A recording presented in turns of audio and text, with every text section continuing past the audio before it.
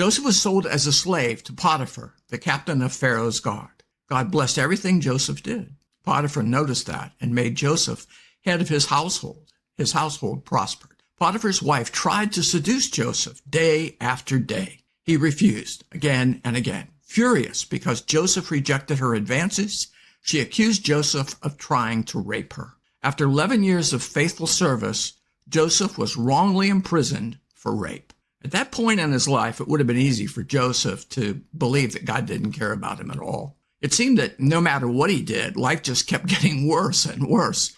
You may think that's where your life is right now. Wait. Joseph's story isn't over.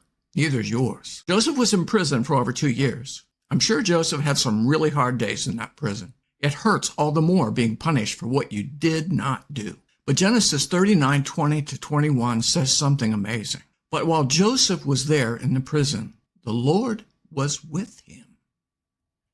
He showed him kindness and granted him favor in the eyes of the prison warden. Joseph had the favor of God, but more than that, he had God's presence.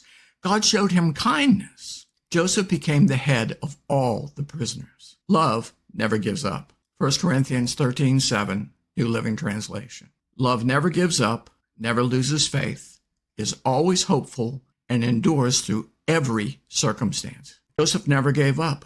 He never lost hope. He never stopped loving God. He served Potiphar faithfully. He wasn't sullen, depressed, angry, or bitter. He became the head of Potiphar's household. He earned Potiphar's respect and trust. Not easy for a slave to do. In prison, he did the same thing.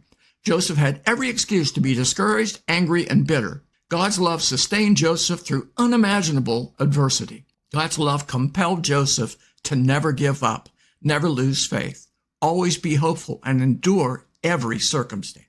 Joseph wasn't sulking in a corner, planning his revenge on his brothers, or imagining strangling Potiphar's lustful, lying wife. Joseph was loving and serving others, even when he was caged like an animal. Expect God to be there with us in the prison of our adversity. No matter what you're going through right now, God is with you, by your side.